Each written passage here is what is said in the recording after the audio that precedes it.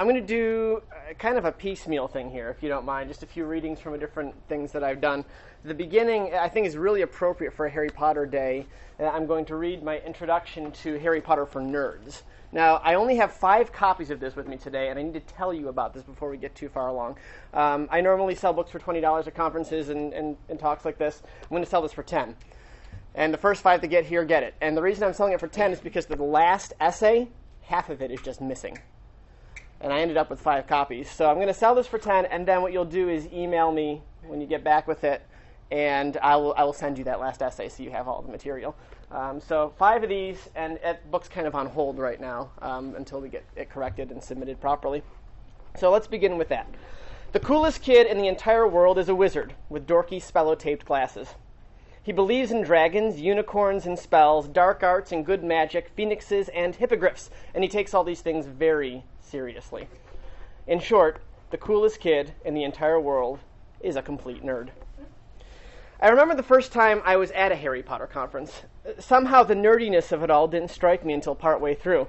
I remember thinking maybe 2 days in, oh no, I'm at a Star Trek convention. In other words, it occurred to me that I'd become part of the newest group of nerds, uniting around a fictional world, even going so far as to dress up in costumes and get together and to talk about our beloved fantasy series. I realized at Prophecy 2007, it was in Toronto, that just as Star Trek fans still gather together decades after the series originally aired, 30 or 40 years from now, there may very well be Harry Potter conventions still going on, and I will probably be at them.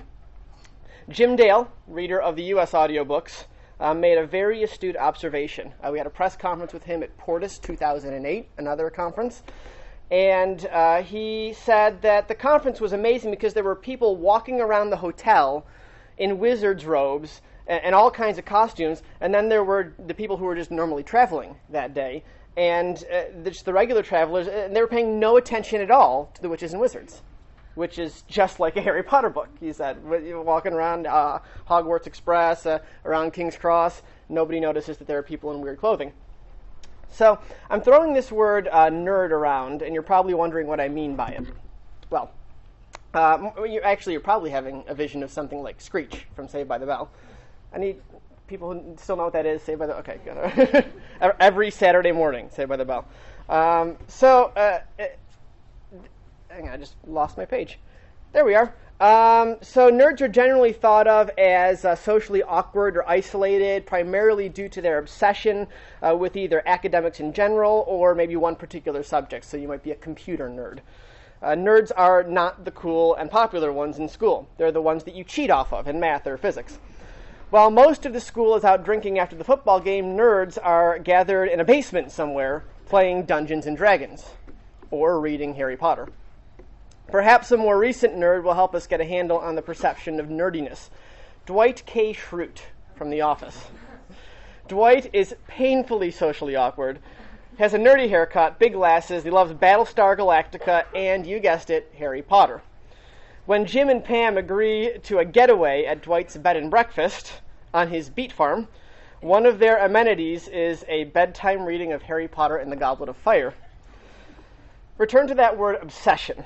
Nerds are involved in some kind of obsession, and what comes to mind most often are things like computers or fantasy fiction or science fiction or other technical type stuff. J.K. Rowling told Stephen Fry that Harry Potter is a book for obsessives. She said this, "The funny thing is that I did always think that if it ever did get published, it was a book for obsessives. I'm quite an obsessive person. I think you can probably tell." In other words, Harry Potter is a book by a nerd for nerds. So, if Harry Potter fits into the world of nerds, and nerds are generally awkward, isolated, and unpopular, then why, Mr. Prinzi, are you associating yourself with it and writing books about it? A fantastic question, thank you for asking, because nerd is the new cool. Applause.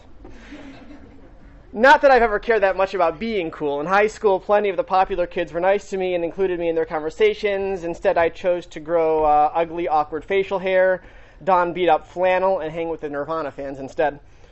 I'm noticing, with many others, a cultural shift in the perception of nerds, geeks, and dorks.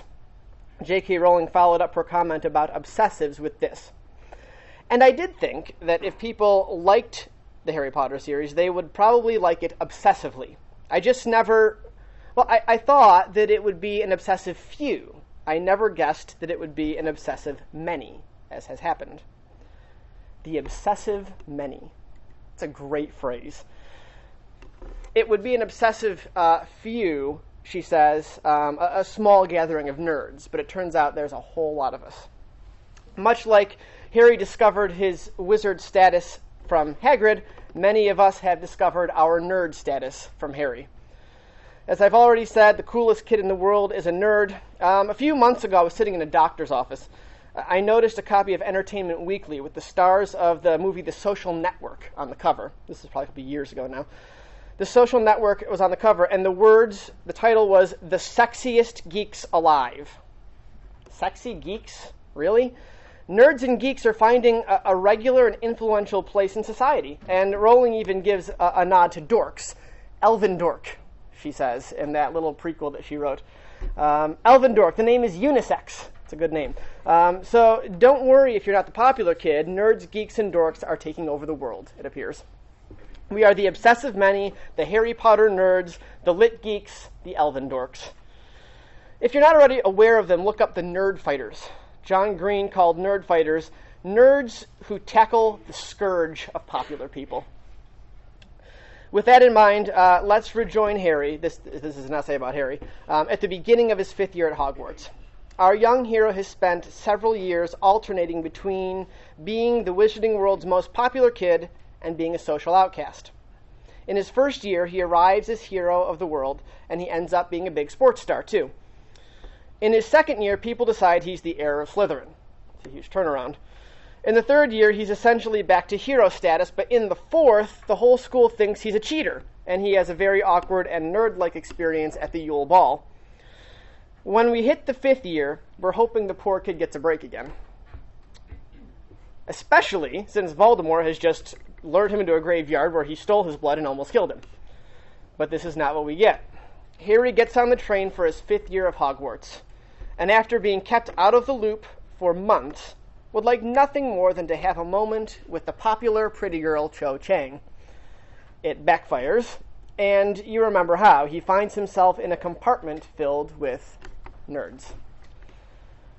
By the time Cho finds him, he's covered in stink sap from Neville's magical plant. While he does manage to get the girl in this book, 2 important considerations come into play. Number 1, he gets her in the first place by being a nerd. Number 2, he loses her because he's a nerd.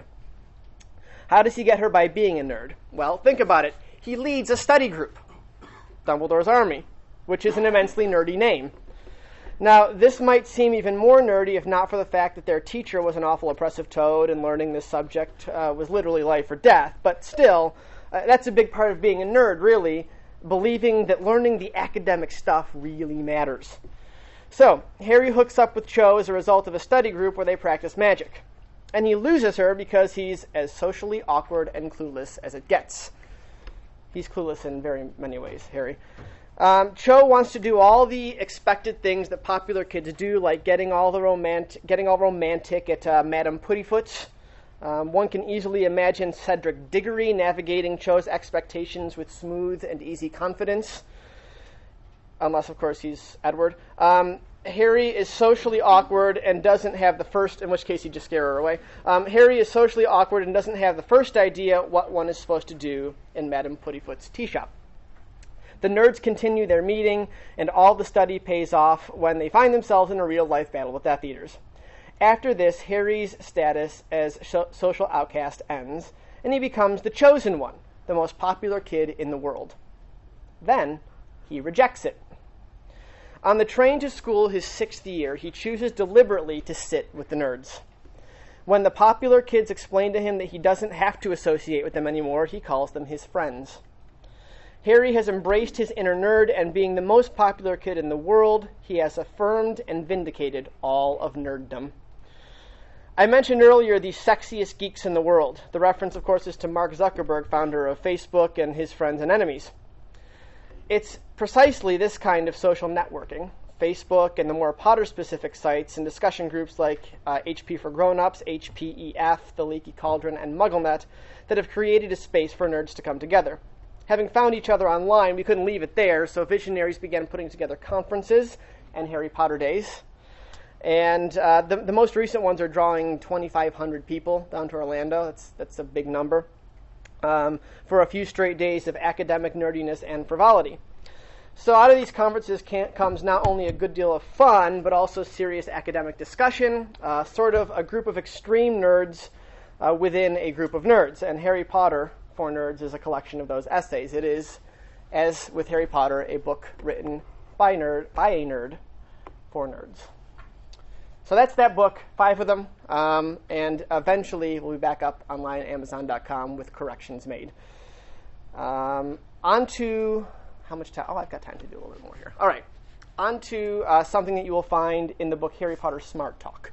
That's John Granger, who you all had here last year, put together this book, and this is the Potter Pundits. Familiar with the Potter Pundits? It's been a long time since we've done anything with them.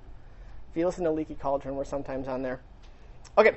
Sir James Dyson, creator of the Dyson vacuum cleaner, thinks Harry Potter is dangerous for society. Reports the Times Online. The UK's culture of venerating arts over science is all wrong, says Dyson. Harry Potter is an evil influence, he says, and arty-tarty stuff consumes too much popular attention. Is Potter really malign?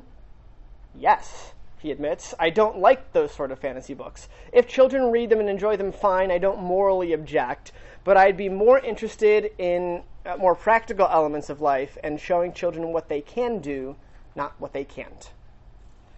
Likewise, Richard Dawkins is concerned that Harry Potter might teach kids to believe in fairies and neglect science. The book I write next, he says, will be a children's book on how to think about the world, science thinking contrasted with mythical thinking. I haven't read Harry Potter. Don't they always start that way?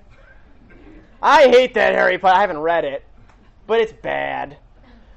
I have read Pullman, who is the author, or who is the other leading children's author that one might mention, and I love his books. I don't know what to think about magic and fairy tales, he says. Professor Dawkins said he wanted to look at the effects of bringing children up to believe in spells and wizards. I think it is anti-scientific. Whether that has a pernicious effect, I don't know. And lest you fear I'm only picking on the scientific and atheist types, here's a religious person with the same opinion, writing into the Times Mail News in an editorial. I recommend that people stop wasting their time reading fiction, in parentheses, lies, for entertainment, and that parents teach their children by good example to spend more time reading wholesome non-fiction with literary value, including the Bible, for education. So my goal here is, in what follows, is to vindicate your love for Harry Potter as if you need it, you're here, and to talk about 2 things, and we probably won't get through all of them because I want to spend some time on questions.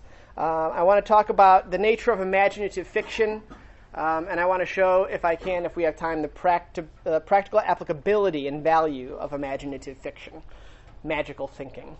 I want to demonstrate why Dyson, Dawkins, and the nameless pundit above are wrong. So my story goes like this. I started out as planning to be an English teacher. That was the goal. And then 2 years into that, I got distracted by about 6 years of theological studies. It was a good distraction. If there are religion, theology, or philosophy majors in here, you're in for a great education, but there's nothing to do with it when you're done. I'm sorry, but that's what happened to me. So I came back around. You're going to teach, hopefully. So I came back around and decided to get my master's. I got a master's in theology. Came back around. If your parents are giving you advice right now, you've got good parents who love you. Take that advice, because I did this 6 years of theology, and my dad said to me, listen, you can't do anything with this degree. Double major in education. And I said, no, I'll be fine. I got all the way to the end of this 6 years of theology and then went back to school to get the education major. I'm doing it, so he was right. And I did, I'm actually doing neither of them right now.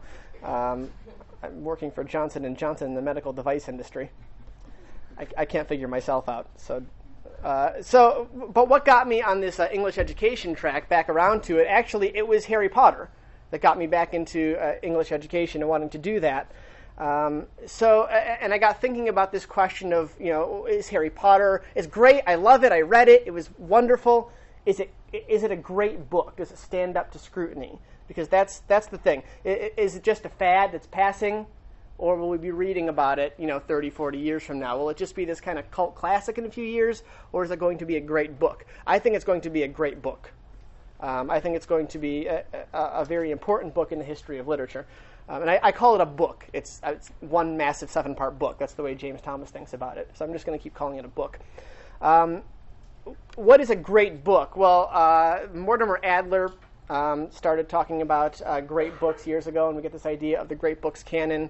But James Thomas was right to say that for too long, the great books canon has been dominated by DWEM, D-W-E-M, dead white European males.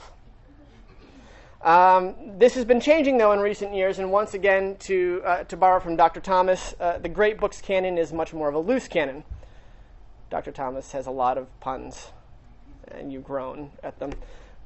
So this aside, the idea of a great books canon is not a bad one. Adler gave 3 basic criteria. It has contemporary significance. It is inexhaustible. In other words, it can be read over and over with benefit.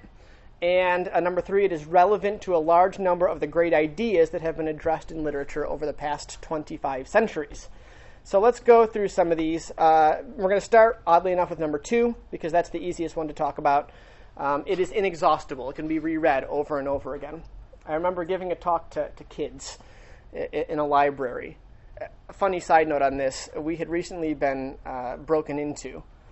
And shortly after that, and I created this file on my computer with all of the stuff that we had lost, and I named the file the Thieving Bastards file. And then it was sitting on my desktop, and I'm talking to, second graders. And we plug the thing in, and it goes up on the screen, and there in front of all these second graders is Thieving Bastards. It's embarrassing. So I'm at this talk, and there are lots of young kids, and I say, all right, how many times have you read the books? And people are raising 2, 4, 5, whatever. One college-age woman who had come, sitting, she just loved Harry Potter so much she had to come and sit with all these, second graders, raises her hand and goes, 32! 32 times? I mean, I can't. It's surprising, number 1, that she's read them that many times, and number 2, that she kept count up to 32. I've completely lost count of how many times I've read them. I think if I have to make the point to this room that the books are rereadable, let's just talk after. Come see me. I think that you all agree with that. But why? Why are they rereadable? C.S. Lewis wrote this. The rereader is looking not for actual surprises, which can only come once, but for a certain surprisingness.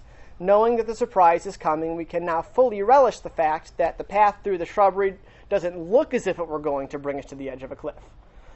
So in literature, not till the curiosity, the sheer narrative lust, has been given its sop and laid asleep, are we at leisure to savor the real beauties. So Rowling's books have a quality of surprising you. So you get to the end, you're surprised, but then you say, how'd she do that? And you go back and you read through it again, and there's new stuff. And you go back and read through it again, and there's new stuff. Every time you reread it, there's something you missed. And that's what's amazing about it. It's not just cheap thrills. It's the whole experience of a great book. And rereading Rowling provides treasure troves of these real beauties, to use Lewis's words.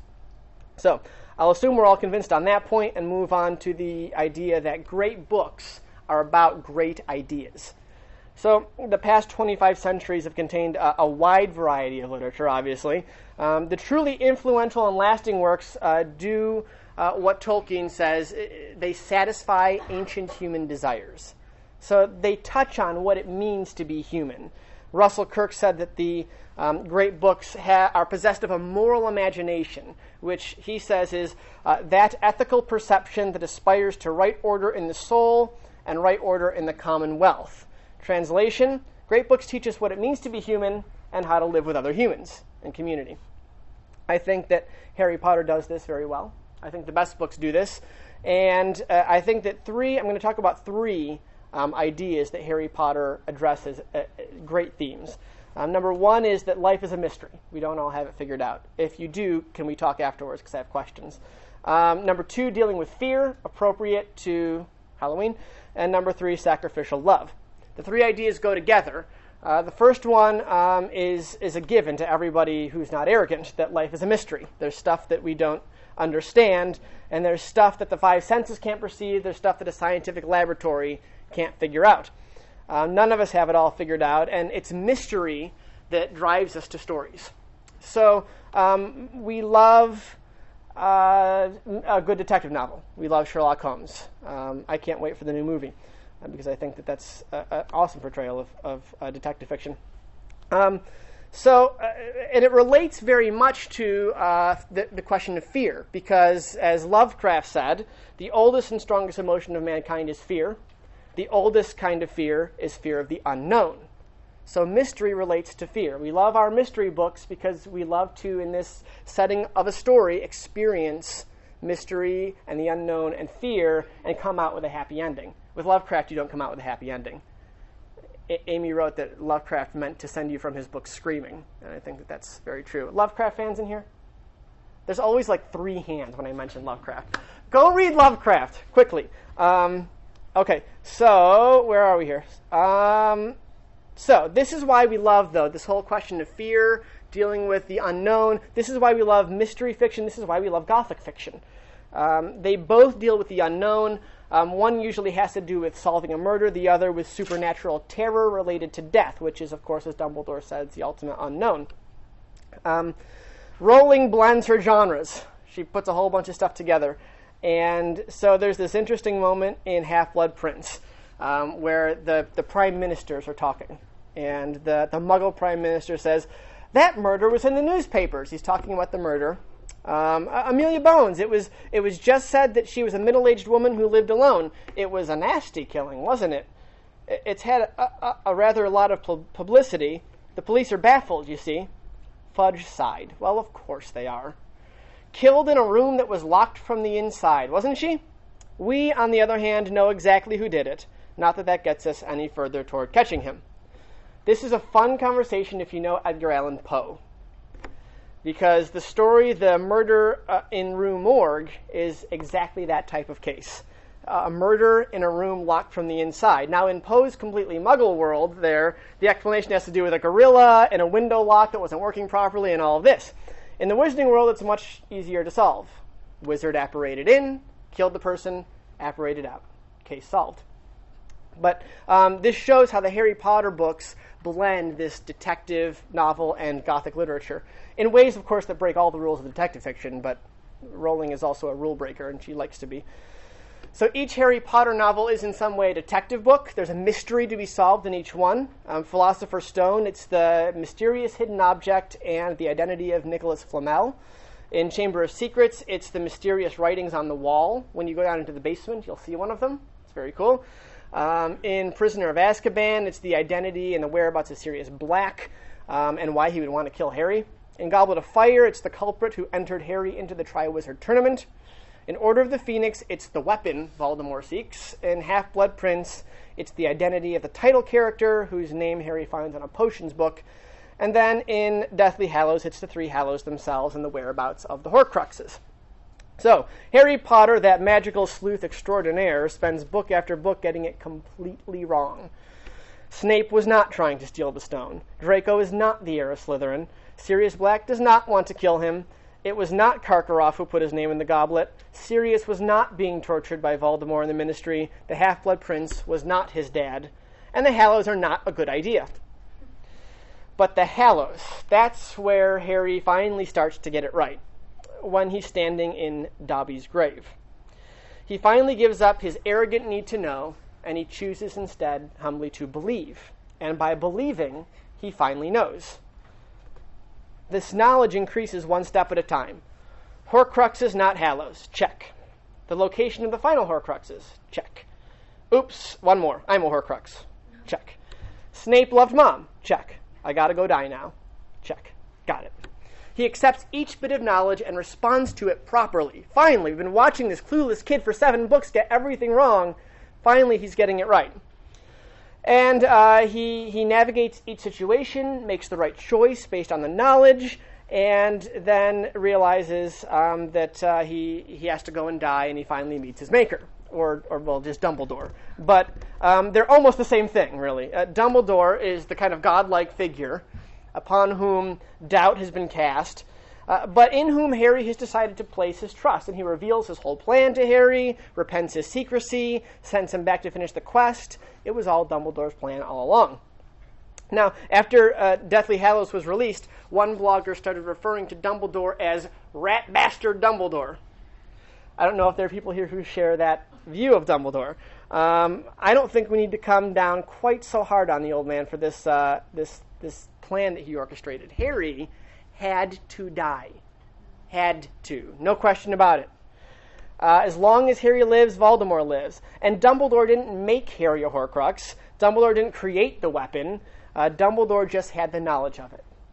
Not only that, but he also was clearly somebody who cared deeply about Harry. And people say, oh, no, he didn't tell him ahead of time. Remember the gleam of triumph at the end of Goblet of Fire? That was Dumbledore realizing that Harry would not have to die, or maybe better, he wouldn't have to stay dead. This is a man who cared very much for Harry, and maybe he should have told Harry earlier. But I got to that moment at King's Cross where Dumbledore was telling Harry, I didn't want to tell you earlier because I was afraid that your hot head would get ahead of your good heart and make you make the wrong decisions. And he says, I'm sorry that I didn't. And I said, no, Albus, you were right. This is Harry Potter. His hot head would have gotten ahead of his good heart. I think he made the right choice, but that's my opinion. You can argue with me afterwards. Harry returns. Now he has the whole story, and something incredibly odd happens. He suddenly knows more than even we know. This is the first time this has happened in the entire series. We always know more than Harry. So Harry, he knows that he is the master of the Elder Wand. If anybody here had that figured out before Harry did, I want to talk to you. You're very smart. This is one of those moments in the series where you got to go back and reread it a few times to figure out what just happened. It's basically this. Because Harry wrestled a wand that was not the Elder Wand away from Draco, who was unwittingly master of the Elder Wand because he disarmed its true master. Somehow the wand, though it never actually met Draco, chose him anyway. He was now the master of the Elder Wand, which Draco never knew he was master of, and which had passed its allegiance from Dumbledore to Draco to Harry, so that, surprise, the wand Voldemort was holding was not going to kill its true master, Harry. Everybody got that? I didn't. Okay, so assuming that, A, no one overpowered Draco in any way, shape, or form from the time he disarmed Dumbledore, and that in the half-century since Dumbledore had defeated Grindelwald, not a single person, not one, had ever disarmed Dumbledore or overpowered him in any way, shape, or form, then okay, we can let Rowling off the hook on a technicality. It's true. Wand lore is tricky business, after all, and Rowling's answer for why she planned the transfer as such a trivial act is actually more than satisfactory. It's quite pleasing. She says, I said to Arthur, my American editor, we had an interesting conversation during the editing of 7, the moment when Harry takes Draco's wand. Arthur said, that's the moment when the ownership of the Elder Wand actually transferred. And I said, that's right. He said, shouldn't that be a bit more dramatic? And I said, no, not at all, the reverse. I said, I really think it puts the elaborate, grandiose plans of Dumbledore and Voldemort in their place. That actually the history of the wizarding world hinged on two teenage boys wrestling with each other. They weren't even using magic. It became an ugly little corner tussle for the possession of wands, and I really liked that. That very human moment, as opposed to these two wizards who were twitching strings and manipulating and implanting information and husbanding information and guarding information. The whole world came down to two boys having a little fight. So it's a good answer, and it's packed with meaning that there's no time here to unpack. But this really is the moment when Harry finally becomes Sherlock Holmes. He gets to the end, he knows everything, and he reveals the master plan. And finally, we get kind of a satisfying end to a detective fiction in which Harry is the problem solver. Is it that time already? All right, let me rush through the Gothic section here. Harry makes his way through Gothic structures during the 7 books. Another chapter, that's from the book, hang on a sec. So Harry rushes through these Gothic sequences, and let's go through it very, very quickly.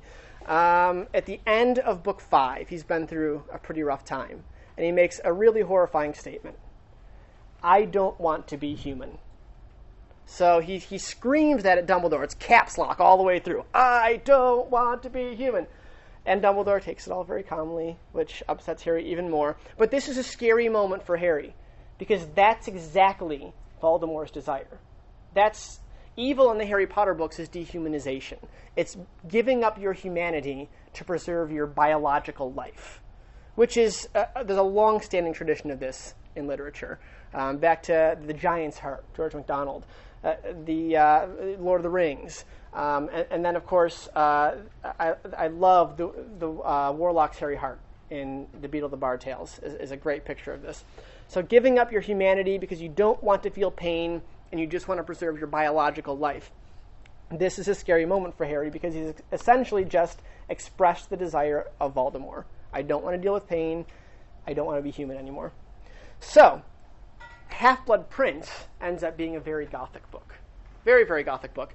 Dumbledore takes him through all these weird lessons, and the first scene is filled with a combination of the Gothic and the grotesque.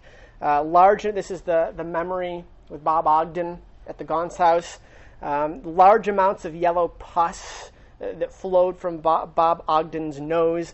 Blood, filth, pale faces, dead snakes, muck, Merope's flushing blotchily scarlet, spit, other pointers to the grotesque, all through this scene. They spend the whole scene in this kind of claustrophobic space of the Gaunt house. It's dirty, it's filthy, everything's gross. And so we start the lessons with Dumbledore in this kind of Gothic space. And where do we end them? In a cave full of zombies. Very Gothic stuff there.